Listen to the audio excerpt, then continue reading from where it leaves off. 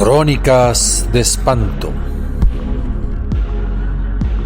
Una vez más, bienvenidos a la Casa del Terror. Como todos los domingos, al empezar la semana y al meterse el sol, presentamos terror justo a las puertas de su mente. Comenzamos.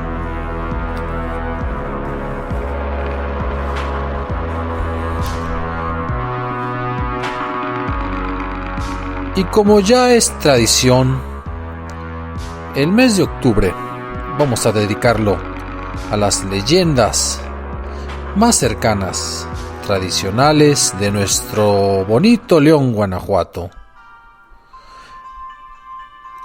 Cada domingo agregaremos alguna leyenda relacionada con los barrios tradicionales, con esta ciudad pujante, trabajadora, pero llena de lugares interesantes, llena de historia y por lo tanto llena de leyendas. Uno de los barrios más antiguos en León es el barrio de San Juan de Dios. Ahora lo conocemos por una iglesia bastante bonita, porque está ahí uno de los negocios de uno de los personajes más queridos para nosotros. Es el negocio de la Tota Carvajal.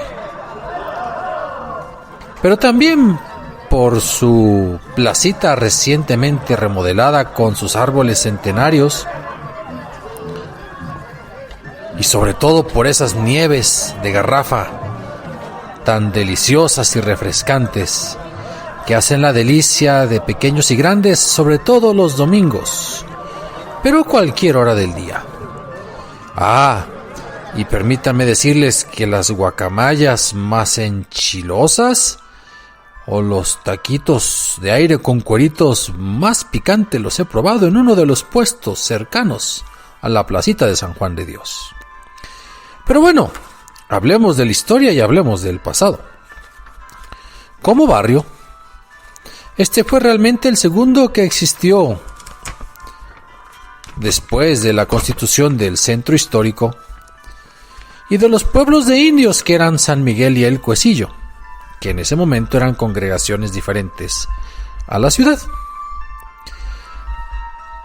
Fue el primer barrio, el barrio de la Canal, que ahora se conoce como Barrio Arriba, y a donde se trasladaron los mulatos porque no podían vivir otras castas junto a los españoles en el centro. Y después del Barrio Arriba, y que ahorita es la Colonia Obregón, pues se le fue pegando el barrio de San Juan de Dios. Este barrio empieza a poblarse a partir del año de 1620, porque llegan en su congregación y con su servicio los padres juaninos. Habían llegado 4 años antes a la villa de León, Guanajuato. Y ahí mismo, cercano a donde constituyeron su templo, terminaron por construir el hospital, el convento, el templo y también el cementerio.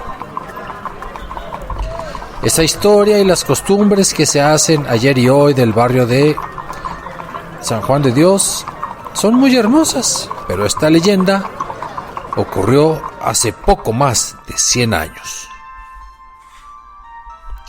Cuentan ya las personas más antiguas que aún viven por ahí. Uno que otro bisabuelo también la escuchó cuando era joven. Y hablamos de la época prácticamente del Porfiriato, de la triste historia.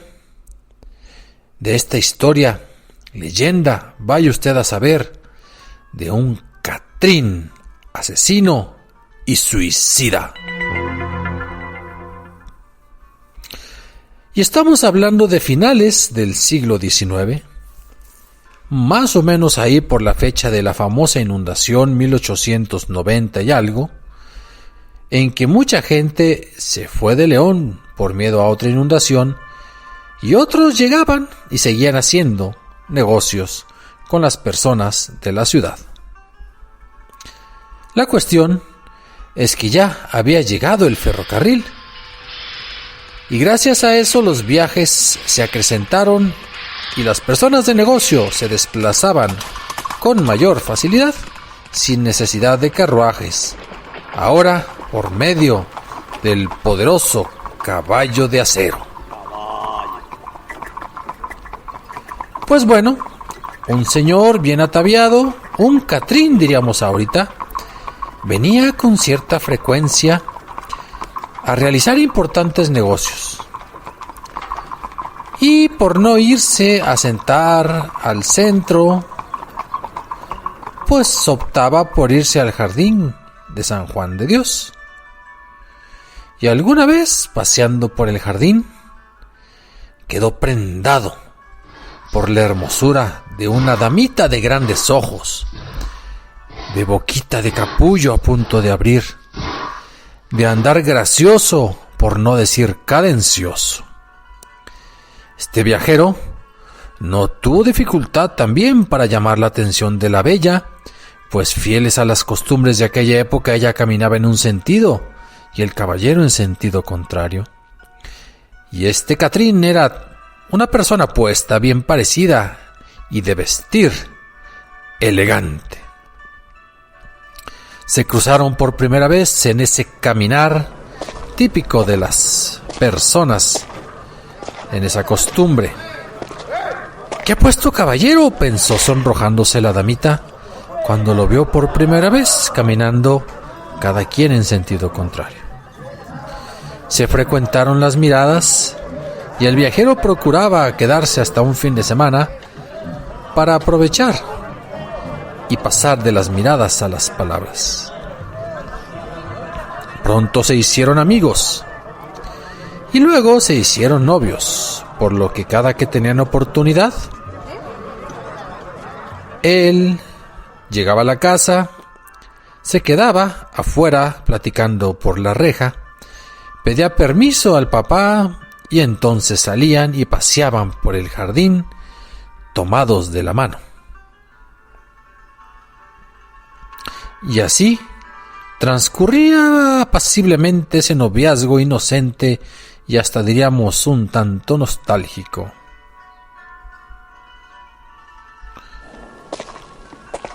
Al principio del noviazgo a la muchacha se le veía tan contenta, tan enamorada, que hasta sus propios padres la animaban a que se casara con Fernando el Catrín. Como dijeron en llamarle por todo el barrio, pues consideraban que el tipo siempre vestía impecablemente y sus costumbres eran dignas de un ejemplo del manual de Carreño, las más refinadas a cuales no podía haber en un caballero deseable para cualquier hija de una persona honorable. Transcurrieron algunos meses y Fernando el Catrín se mostraba día con día más enamorado de su novia, pero a causa de sus frecuentes viajes, pues era cierto que pasaban 2 semanas, a veces hasta 3, en que no se veían, en que estaban realmente separados, en cuerpo no en alma, por lo que a él regresaba ya con un dejo de desconfianza, regresaba con unos celos enfermizos, y poco a poco el tipo de modales irreprochables en la intimidad y en la cercanía se convertía en un tipo iracundo y violento. Una tarde que la espiaba, vio que saludó cordialmente a un amigo, pero un amigo en común de ambos, y cegado por los celos, le reclamó airadamente, a lo que ella pues le respondió diciendo: pues si me tienes desconfianza, pues hasta aquí llegó nuestro noviazgo. ¿A poco crees que te engañaría? No, ya no quiero saber más de ti si tú crees que esa es la situación. Para esto, Fernando, el energúmeno Catrín, perdió el control de sí mismo e incluso a gritos le advertía: pues no te vas a librar nunca de mí. Aún muerto te buscaría para hacerte la vida imposible. ¿Y sabes qué? Más te vale que te aguantes, porque incluso no solo a ti, sino también a tu familia le va a ir muy mal. La muchacha guardó en secreto dichas amenazas y solamente se las contó a una amiga muy cercana y le compartió las tribulaciones. Todo mundo vio que la jovencita no era la misma de antes. Ahora se le veía triste y acongojada. Ahora comía poco. También dormía mal. Y por consecuencia, su salud empezó a dañarse. Claro que los padres, al verla así, le preguntaron cuál era el motivo. Y también se dieron cuenta de que el Catrín no era el hombre caballeroso de antes, sino el tipo celoso e iracundo, con el que ya no querían que se casara su hija. Los padres la presionaban para que terminara su noviazgo, pero claro, ellos no sabían del riesgo que esto significaba. Y entonces siguió atormentadamente ese noviazgo, y el Catrín bajaba de su locomotora, iba al barrio de San Juan de Dios, visitaba a su novia y se daba cuenta de las caras y de los gestos que no eran los mismos. Pero bueno, también es cierto que Fernando el Catrín, cuando no le hacía alguna escena de celos, se esmeraba en tratarla bien, se esmeraba en llevarle flores. Sin embargo, el daño ya estaba hecho. Ella ya no lo amaba. Por lo tanto, aparentemente resignada, solo le quedaba esperar, pues que él se cansara, que un día se largara, que conociera a otra mujer y que siguiera a su gusto su propia historia. Pero pasaron 3 meses y el Catrín la veía ya un tanto sometida y resignada, y pensó que las cosas ya eran normales, y comportándose de manera perversa sin previo acuerdo con la novia, pues habló con el padre de ella para ahora sí pedirla en matrimonio. El señor se puso a la expectativa y no dijo nada. No quería comprometerla, pues su hija no le había comentado ni siquiera que Fernando el Catrín ya osara pasar al acto del sacramento que no se rompería para nunca. Pensando rápido, concluyó que debía apoyarla en su decisión, no sin antes tratar de persuadirla para que no aceptara si fuera el caso. Él presentía que ese tipo no le convenía y la haría infeliz para el resto de su vida. Acto seguido, pues hizo llamar a la hija y a su esposa, porque no estaban presentes al momento del ofrecimiento de Fernando. Se van a un cuarto aledaño. La se entera de las pretensiones del Catrín, a lo que la novia reacciona desesperada, con el llanto en los ojos y gritando prácticamente: «No, padre, no, yo no me quiero casar, no me casaré nunca, y menos con Fernando, con ese Catrín perverso.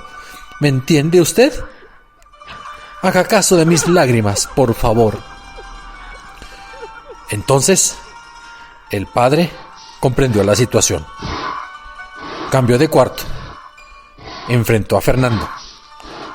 Le pidió decentemente que se retirara y que no volviera nunca más a su casa. El Catrín, desconcertado, estalló en llanto y suplicante pidió la oportunidad de recibir en privado una explicación de la damita, y ya después con la promesa de retirarse para siempre. La muchacha escuchó, y también la mamá. Entraron al cuarto y le dijeron: «Ok, o muy bien», de acuerdo al lenguaje de la época. «Salgamos pues al jardín, hablemos y terminemos esto de una vez por todas». La madre de ella permaneció callada. Al escucharlos discutir un tanto acaloradamente, se asomaba preocupada varias veces por la ventana y veía a Fernando manotear y a su hija también. Después Al cabo de un rato, el jardín de la casa se quedó en silencio. Y por las ventanas ya no se escuchaba ningún manoteo, ningún grito. Ahí en San Juan de Dios. Ahora se percibía un silencio sepulcral. Nerviosa, volvió a asomarse y dirigiéndose al marido le comentó: ¡Ay, no! Mi niña está recostada en su pecho. Dios quiera que no la haya vuelto a convencer de seguir su noviazgo. Pero pasaron unos minutos y el silencio no se rompía. El ambiente era tenso. Al asomarse de nuevo, vieron a la niña, ya no a Fernando, y la niña estaba recostada sobre la banca. Entonces corrieron y acudieron rápidamente y la encontraron con una tremenda herida en el cuello. Gritó la mamá: ¡Oh, Dios bendito! ¡Oh, el papá también! ¡Ya está muerta! Así repetía la madrecita desesperada. El malvado Fernando la había degollado. El padre, reaccionando casi de inmediato, salió a buscar al asesino, primero comentándole a los vecinos de las casas de un lado, de izquierda y de derecha, y con ayuda de algunos vecinos recorrieron las calles del barrio y las cuadras vecinas sin poder localizarlo.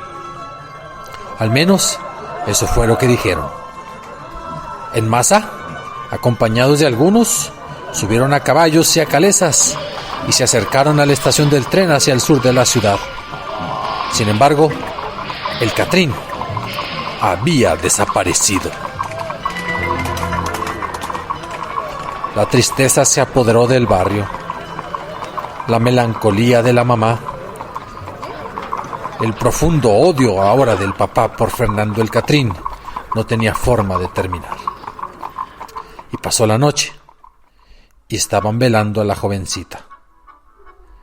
Al día siguiente, muy temprano, con la llamada de las campanas a la primera misa, al pasar las personas tempraneras por el jardín, la gente empezó a gritar y a remolinarse en torno de uno de los árboles más grandes del jardín, porque de sus gruesas ramas colgaba, meciéndose macabramente con una soga al cuello, el cuerpo inerte de Fernando el Catrín asesino. Nunca supimos si en realidad alguien tomó venganza por su propia cuenta. Nunca supimos si en realidad él se suicidó por cuestión de remordimiento de conciencia, haya sido venganza o un suicidio. Ahí estaba su cuerpo. Y esta leyenda pasó de generación en generación, haciendo que la gente del barrio de San Juan de Dios tenga sus precauciones. Y ahora, si salen a platicar, hay que conocer bien a los novios y mejor a las novias. No vaya a ser que haya alguno demasiado celoso y que no se tome tan a pecho cuando se dejan de querer, porque siempre hay vida para vivir y no amores únicos para siempre. Eso diría Fernando el Catrín ahorcado o el Catrín asesino, como usted guste. Escriban, comenten, aporten, asientan, disientan. Crónicas de Espanto 0@gmail.com y en Facebook Crónicas de Espanto. También en Patreon. Hasta la próxima.